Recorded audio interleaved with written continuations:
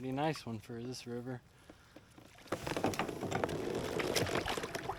All right, that's a way to start it off. All right, y'all. First fish of the day. Good little chunky smallmouth, probably about a 15-incher. Not huge, but for this river, it's actually a pretty quality fish. Nice pre-spawner, hanging out in a very likely pre-spawn location. Today we're going to talk about what I really look for in the spring on a river like this, and we're in a really good spot to start this conversation because this is the confluence of two tributaries that flow into a bigger river. So I'm going to let this guy go and then we're going to talk more about that. Like I said, we're at the confluence of two tributaries going into a main branch of this river that goes then to a larger body of water that then goes into the Ohio River that then flows into the Mississippi. But in any case, this is a naturally flowing river. There are no low-head dams on the river that I'm going to go up. There used to be low-head dams on the main branch that is downstream from here, but those have since been removed. And in the springtime, smallmouth, especially on free-flowing rivers and even in dammed rivers, are going to make migration. So I'm actually out here, it's late March, it's just before Easter, and I'm trying to pinpoint when they really start to push up this tributary, because I've gone in early to mid-March and the river has literally been empty. Not even a sucker, no smallmouth, no minnows, no nothing. It feels so empty. Now there are a few smallmouth that winter over in some of the deepest holes. I know that for sure because we've caught them in December, but the vast majority vacate the river because the water gets so low in the late fall to late summer and also in the winter time. So fish move up and then they move back down, and in the springtime they're making that upwards movement. So what I'm trying to figure out today is when that upward movement starts, and that's what you should do too. You want to go to the lowest point that you can. Now I'm not going to the lowest point of the main branch, but I know that this is the lowest point of this tributary. For some of you this is going to be a dam. You start there and work your way up, and then really try to pinpoint in the spring at what point those fish move out of their wintering areas and start to push upstream into spawning areas. Right now they're not spawning, they're not making beds, they're in the pre-spawn clearly, but they are making their movement upwards and they're feeding along the way. So the next thing I'm looking for as I'm working upriver is going to be a current seam, just like the one I caught that fish off of. If we look back here, we have current pushing up against these rocks right behind me, and then it forms a nice seam. There's some calmer water over on the right, but that fish was actually kind of out in the current, and so those aggressive fish are going to hang out a lot closer to the current seam or in the actual current. They're going to swing out, they're going to get the food, they're going to go back in and rest and repeat over and over. Now when we get a warm day like this in March, at the tail end of a warming trend, this has been a 3-day warming trend, that's really what you want to look for. Even if it's early spring, we want to get out there after the water is warmed up a couple days. We've got the sun shining down on top of us. These fish are ready to feed. So today we're taking the crescent shoalie upstream. I've got the NK180 on the back. We're going to go as far as we can. If we have to get out and drag, we've got the waders on, and we're going to just keep pushing upstream as far as we can. Probably going to fish till dark. So I've said enough right off the bat. Let's go ahead and find some fish.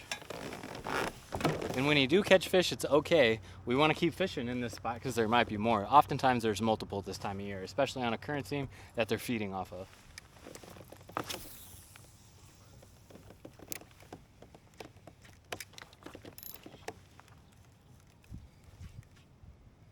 Like the water's a little more shallow up there. And I'm guessing it drops a little bit deeper. There's a bit of a channel out here to my left. So I'm actually, instead of casting over to the right, I'm going to push out into the middle because it seems like I'm sitting right on the faster water. In the middle, it's actually a little bit slower because it gets shallow over there.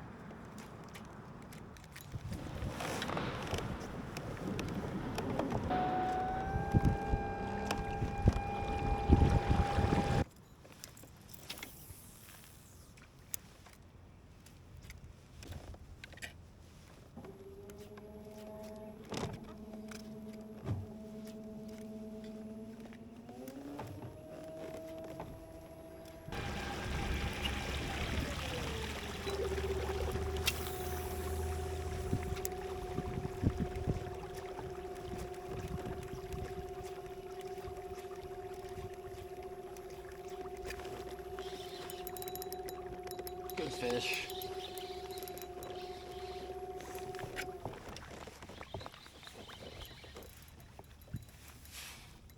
Oh yeah. One with it.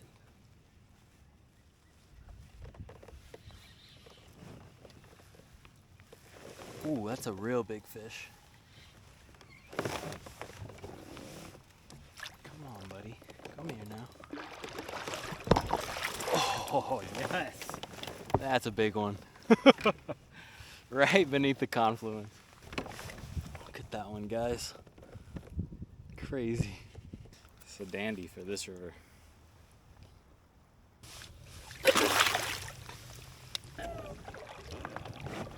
All right, try to give you guys a little view here. All I'm fishing is right beneath the confluence. So we have a push of current coming out here. We have current pushing out a little closer to the right side, but in the middle there's actually a rocky outcrop. And I believe those fish were up a little bit higher than where kind of the currents meet. And I think they were probably hanging out in some slower water. There were two of them. I caught one, there was another big one. So I cast it up into here, not really knowing what it is, but I did see the start of rock substrate, and I'm pretty sure it runs straight up. There may be a little bit more over on the right. I'm sure we're gonna catch fish over on that right side. I've historically caught them there. But this is a great place in the spring because we have basically 2 feeder streams bringing bait down to these big fish. They may have been resting in the slack water, not necessarily the moving stuff, but they were still willing to eat. Throw a big jerk bait right in their face, and this is what we have. Nice fish in the boat. I might have tied my PB for this river, or it might be my PB. I only have the board in the middle on this kayak. I don't have my actual measuring board. I had it in the back of the car ready to go, and I forgot to throw it in. A lot of the damage that I do in the springtime on a river like this is with the jerk bait. There are plenty of other baits that work, but my starting lineup for the most part is going to be a jerk bait, a spinner bait, a swim jig, some kind of swim bait, and then top water if I can get away with it, or an A-rig, which is just a bigger variation of a few of those things, like spinner bait and multiple swim baits combined. I'm gonna cover open water a lot with the jerk bait, rocky bottom, open water, jerk bait, and then when I'm fishing around timber with current around it, the swim jig is really great because you can bring it through that stuff without getting hooked up. It does have an exposed hook, so it ups your hookup percentage, but you also get snagged a little bit more than a traditional like inline swim bait that's weedless. So we really haven't gone far, but let's talk about covering wood cover. So we've got this big log right in front of me here. I want to throw the jerkbait parallel to it. I don't need to get it too close. I want the fish to see it and them to dart out to get it. And then if I don't get any bites that way, and I think that they're really tucked up underneath there, that might be like after a cold front or something, then I'm going to throw the swim jig and get it as tight as I can. And then if that doesn't work, then I want a light-weighted hook that I can float or drift something down through the middle of the water column, floating slowly towards the bottom. That gives them more of an opportunity to eat because the current's pushing it, not me.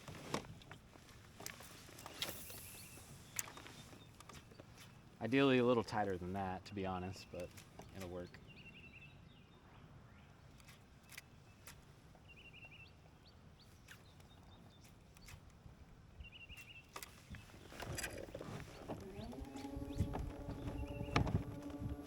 Swim jig time.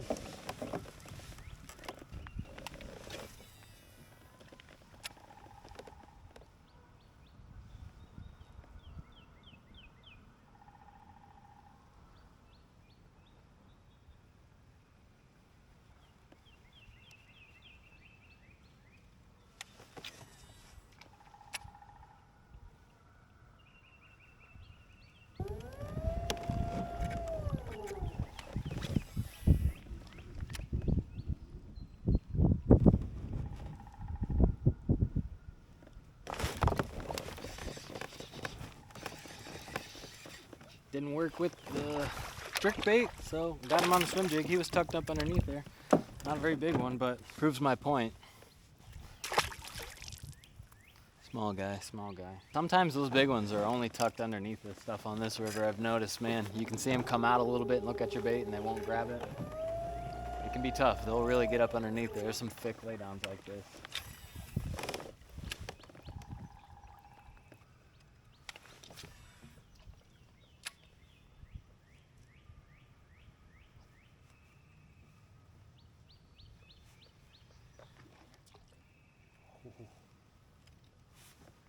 I think something came up for it over there. This is gonna be sketchy.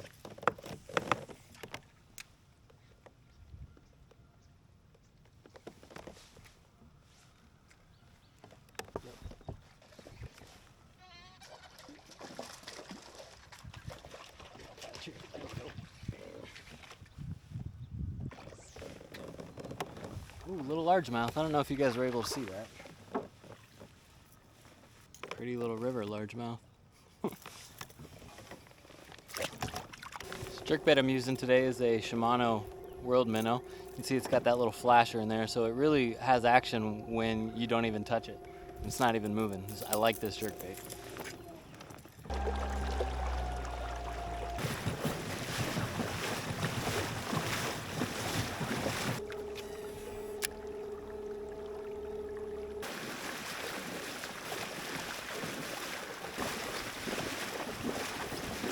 No one ever said it was going to be easy. River life is not always an easy life. I can tell you guys that firsthand.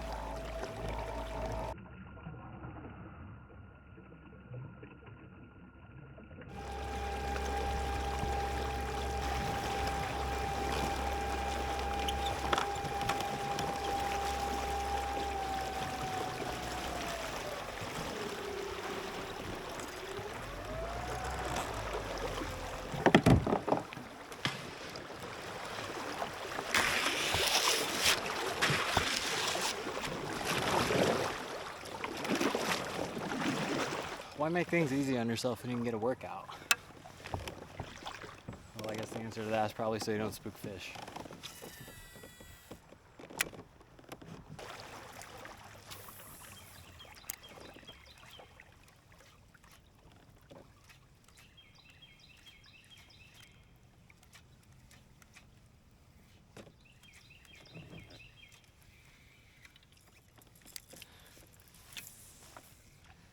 Slow, sandy water, not necessarily what I'm looking for in the spring.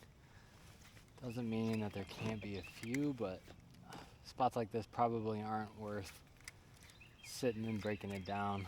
Better just to move on to the next spot. That's current seam, wood, a little more flow all around it, good substrate.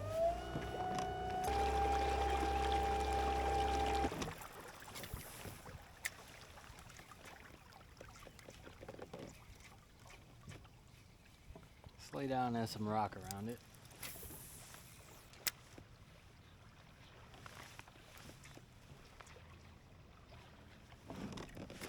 Oh, something smoked it.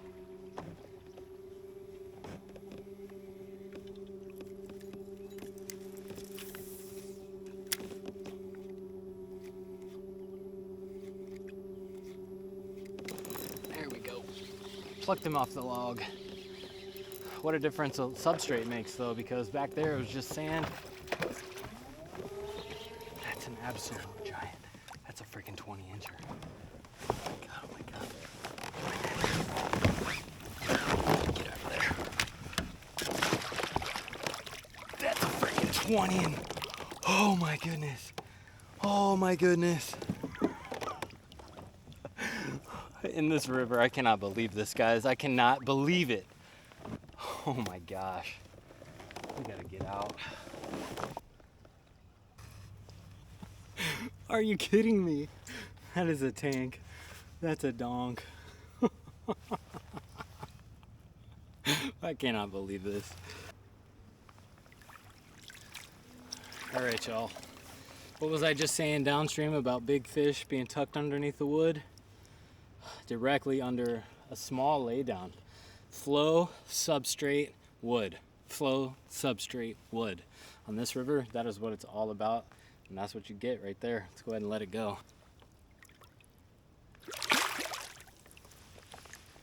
Right back to the same piece of wood over there. Still in disbelief, but a little substrate shift, a little more current, exactly what I was saying underneath the log.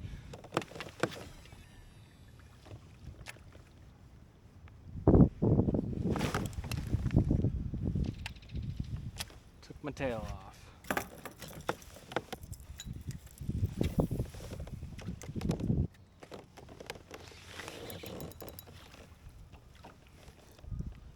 Tail snatcher. Was it you? Who was it? Tell me who it was.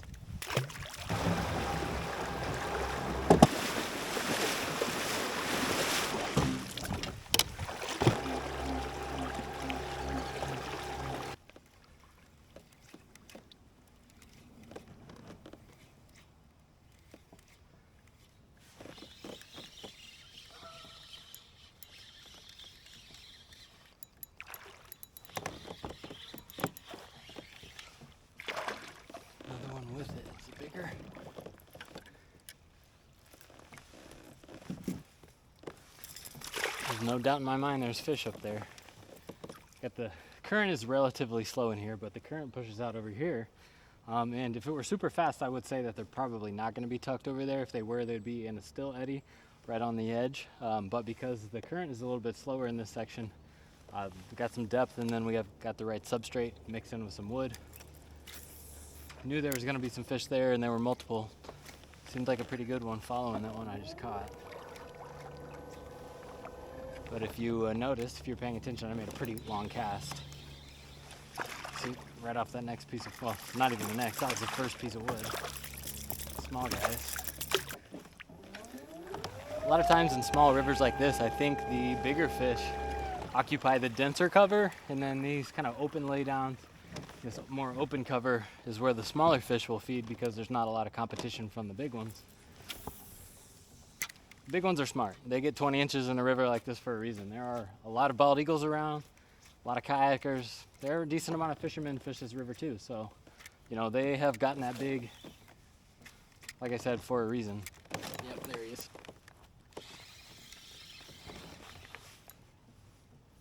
It's a decent one.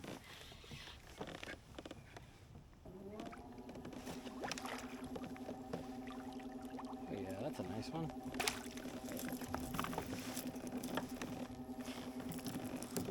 Slamming them, guys. Slamming them. I'm sure there's a cutout bank underneath this. Yep, there's some ledge. Little ledge right on the edge. It's a fat one. Little football.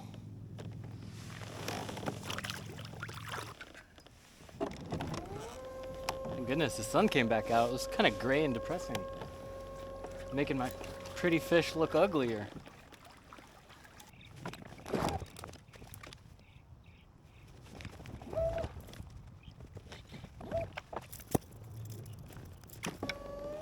Now you'll notice that I've been kind of covering water pretty fast, and that's because the fish have already shown that they're pretty aggressive. So 1 or 2 casts in a spot, if I don't get a bite, boom, on to the next spot. I'm not gonna sit here and pound the same current seam if I'm not getting bit on the first and second cast. If a fish is there, we've already seen that they will come out and get it, chase it. So if they're not, let's go ahead and move on. We're gonna cover more water.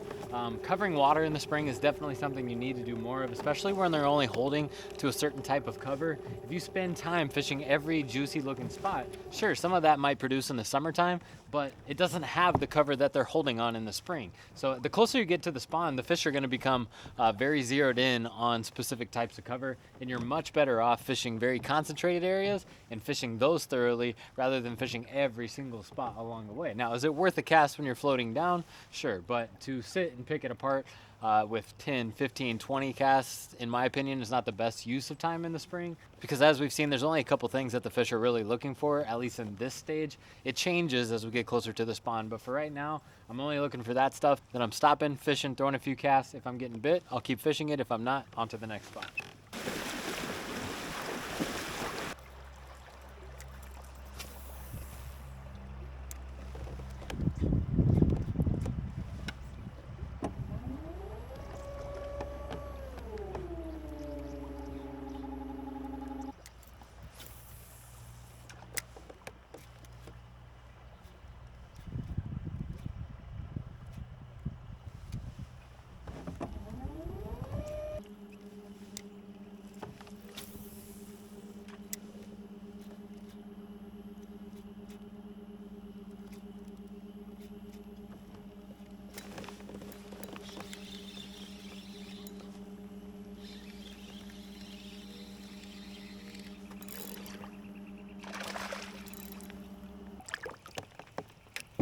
Little fat one.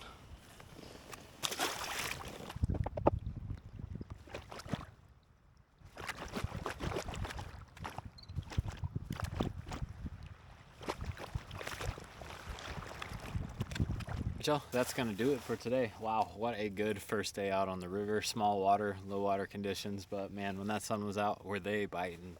And for this place to, I think, break my PB twice in the same trip, just amazing. Can't say anything more.